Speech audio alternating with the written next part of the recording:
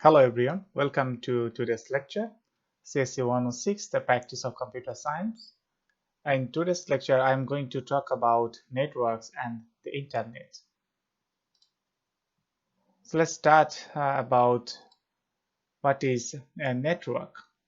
A network is a set of devices or nodes connected by communication links. A node can be a computer, a printer, or any other device that's capable of sending and or receiving data generated by the other nodes on the network. For example, at your home, you can have your personal computers, laptop, you could have your smart devices. All are the kind of connected to the networks through, for example, the internet. This is a very easy example to visualize how a network can be. In this slide, you can see some of the most common devices that we often see at our home. Um, if you see here, we have the laptop, we have our smartphone devices kind of thing. Here we have the printer, we have the wire computer. These are the components you often see at our home. And these devices could be connected through internet using a devices kind of things you can see in the picture. This is known as the router. Or we often have these kind of devices most of the houses nowadays. What they do, they can connect at multiple devices to provide the internet facilities to them. And this router will be connected to some other devices. This is called as the modem.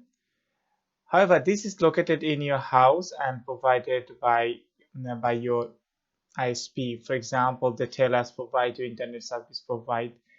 Then they will provide these kind of devices, and by connecting your router through this modem, you could have facilitated the internet services to have access to the internet through this router, and and then this modem will get connected to the internet, which is the outside world. How is get connected? Everything is a miracle, right?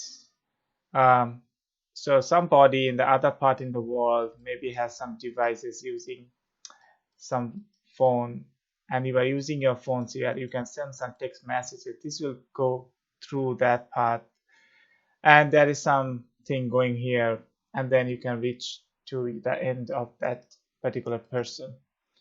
So in this course, in this lecture, actually we're going to go through how this network works, how you can send messages, and how they interpret in the network and send to your destinations. Okay, so in the next slide, let's talk about the advantages of computer networks. Computer networks have many advantages. One is like resource sharing. Nowadays, you could have access to online storage devices, sharing messages, sharing your resources with the other person. You don't need to have the resources each and every one. For example, a printer in the office that can be shared by multiple person, so that we don't need to buy multiple printer for each of those person. Then the storage is a very good example. Nowadays, most of us use online storage system to store our files, which can be accessed from anywhere in the part of the world. We don't need to carry those um, files all together with us. For example, we can use Dropbox, we can have OneDrive, we can have Google Drive kind of example of storage. And another example advantages we could have is called the flexibility.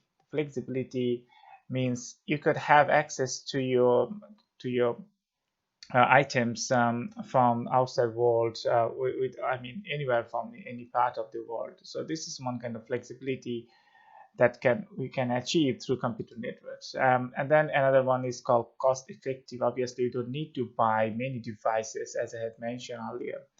You could have only one printer to support a big team in a company, so it's also cost effective. And then if we talk about reliability, it's also another attribute of the advantages of computer networks. Um, so what will happen is that previously most of the people stored their data into a hardware devices, for example, USB devices or hard disk drive. If the drive or the devices somewhere damaged, we cannot get those important data. However, by the blessing of the computer network, storage, and sharing resources, we could store those data, and we could also get access to this data that provide the reliability, and it has less chance to be lost until you really delete those things. And then we have ease of accessibility. So we have already discussed. So we can access to our resources anywhere, anytime. So it gives many kind of benefits. We can really understand to these networks. Let's talk about the types of computer networks. Um, First is called LAN, which is local area network. I believe many of you already heard this term LAN. What is LAN actually is? It's a local area network. Is a group of computers connected to each other in a small area, such as building offices. So, for example, your house is itself in the LAN, which is in which you connected through your Wi-Fi routers, your computers, your smartphone, and other smart devices those has access to your routers and make all together as a small network, which is known as local area network or LAN. And LAN is used for connecting two or more personal computers through a communication medium, such as twisted pair or coaxial cable. And the data is transferred at an extremely faster rate in local area network. This is one of the advantages that you could have achieved because all the devices are closely connected to each other through the router, and you could have obviously a faster rate as well. So another property of the LAN is like local area network provides high security. Obviously, you don't have other people intervene in your network, so it also can provide more security. And then we will talk about the another type of network, which is known as MAN, meaning Metropolitan Area Network.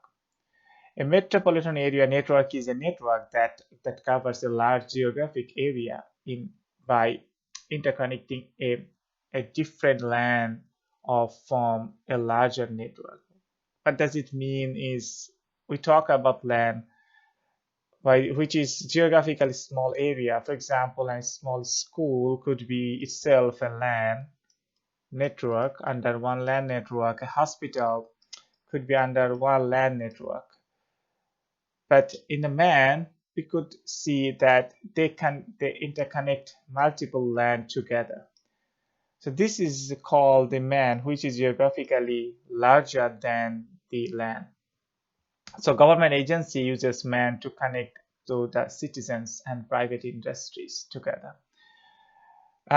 It has a higher range than the local area network because this is a big network, so we need to have larger bandwidth and speed to transmission data and to get reliability. And the next type of network we're going to discuss is called WAN. WAN is a wide area network, and by its name you can realize already this is not small one, but it should be a bigger one, obviously bigger than LAN and MAN. A wide area network is a network that extends over a large geographical area, such as states or countries. So you can imagine we are not talking about a small house, or we not talk about small organization like school or hospital. We're not talking about even a cities. We are talking about a country or states. So a wide area network is quite bigger network than the LAN. That's why it can understand easily. And then a wide area network is not limited to a single location, but it span over a large geographical area through a telephone line, maybe with the fiber optic cable or satellite link. And the internet is one of the biggest one in the world. So you can understand that internet actually connected the whole universe together. So this is an example of one. So we have already learned the different types of networks already. In the next part, we will see network topology. What does it mean by it? So topology refers to the layout of connected devices on a network. What does it mean by layout? Layout means nothing but the design or the shape of the network. So here some logical layout of topology are given. One is known as mesh topology. Another is known as, for example, star topology. We could have bus topology. We could have ring topology. So these are the example of different types of network topology we see around in the network. Let's see the first one, which is the mesh topology. Here, every device has a point-to-point link to every other device. What does it mean by point-to-point? It means that each device should have connection to each other devices it's surrounded by.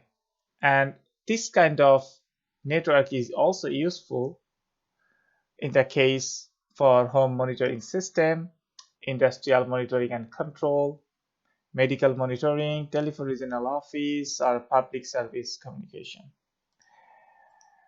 And now you can think of it, if we have mesh topology, one thing you can have in your mind that in mesh topology, if each and every devices need to connect to each and every other devices, so we may have a big cabling, right? We must have connection between each and every devices, and if it is LAN through some cable connection, then we can imagine it will be really a mess up, right? So a lot of this is one of the drawbacks. So if you going to use the mesh topology in our network, we need to care about those things. So if the size of the network is really big, it's not a good idea to choose mesh topology, because then we need to deal with a lot of cables and connection. It will be really messed up the whole things. Let's think about the another topology, which is known as star topology. So here, each device has a dedicated point-to-point link to the central controller called hub. This is one of the interesting topology. In this such kind of topology, all the devices are not connected to each other directly. Instead, there is another controller which is known as the hub. Hub acts as an exchange. That means there is no direct traffic between the devices, and the transmission occur only through the central hub. So in this case, you can really understand that the device, if they want to talk, for example, this is A and this is B, and they want to send some data from A to B, it cannot say directly. However, it must need to go through that hub and then B. So you also can realize that if hub or central controller exists, that means you can have more control on the network. That means if someone wants to send some data, it must need to be verified whether your request is valid or not. So it can provide more security also, right? For example, UViC or Education Institute could have such kind of network. When they try to send some data from one person to another person, it should go through the central hub or the control system, and that is the heart of the network. It will going to verify whether the person who is trying to sending those data is a valid person or not, right? And then if they verify, okay, you are the right person, then it will allow you to go pass through the hub and reach to that particular destination. And then there is a example already given here is like airports. We could have such kind of networks, and hospitals or banks, and obviously like educational institutes could have such kind of topology. Let's talk about the another topology. This topology is called bus topology. So bus topology is multi-point. This one of the key is given. It's called multi-point. Here one long cable acts as a backbone to the link. All devices are connected to the backbone by drop lines and tabs. Okay, forget about the drop lines and tabs. I'm coming to these points again. But let's see what is it. We have some key points already here. First is this is the backbone. So this is the long cable act as a backbone. That means if you see this figure, the straight line, this is kind of backbone, right?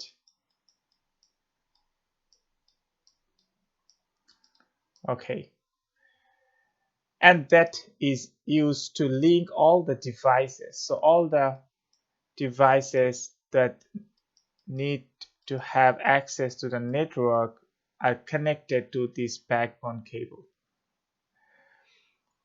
The backbone connected those other devices, and now all other devices has some own connection, and this is called the drop lines.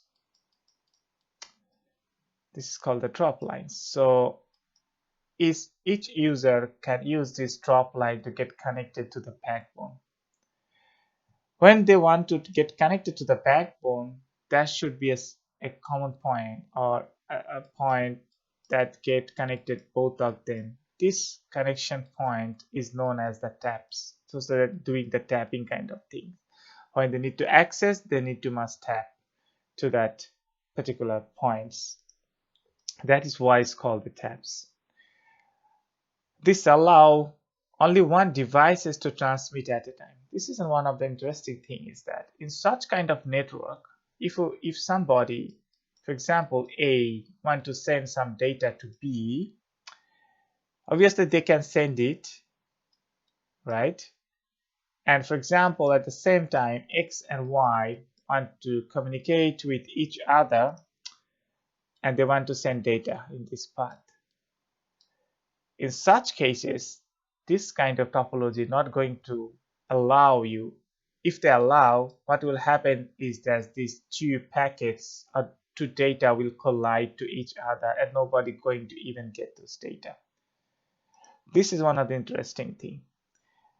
So in such network, only one devices transmit at a time. So if we wonder, then who will going to send this data first? So, well, it depends what kind of scheme you are going to use. It can be have round robin fashion. If it's like that, then let's say in this way. So the first user A will have the priority to send the data. It has some given time to send the data. If you want to send if it has some data to send within that time, it can send. And at that particular time, all other users will stop sending data. Okay, so when the A finishes transmission, now it comes to the turn to X, and X has the right to send data in that case, and A will keep silent. And in the next term, maybe B, and then that one, and then Y, and then A will again have the opportunity to send the data. Meantime, if any other user want to send data to another one, it cannot until it gets its turn on. So this is how a bus topology works. Example of such bus topology you can find is like connecting two floors through a single line.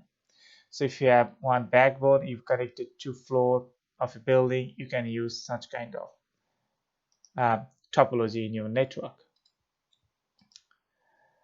And the next one is called the ring topology. As the name suggests, you can understand the whole network, the devices will be connected in a ring shape. So the signal is passed, the signal means here is the data is passed in one direction from device to device until it reaches the destination. Each device have the repeaters. What does it mean? If A from here want to send some data to B, it will send this data to that next PC, and then it passes to next one and next one until it reaches to the B. So it is important that the data should be transmit in single direction, in single way. It cannot send in bidirectional. It cannot send this way. No, it's not going to work. Either it will going to send this data clockwise or anti-clockwise. And each other devices, for example here, A want to send data to B. So now when it sends this data to that next PC, and next PC realize he is not the receiver, so it will act as a repeater. Repeater means it's going to transmit the same data to the next PC or the next device. The next device will pass it through the next device until it reaches to the destination. So that is already mentioned here. So when one device receives signal, instead of the intended another device, it repeats this regenerated the data and passes them along. So example, in college campus, computers are linked in nodes, and the data is sent from one device to another in small machine networks. Well, this is the end of the first part of today's lecture. Hope you get some idea on the networks, the basic understanding on it, the devices and network shapes, and how it's work. Thank you.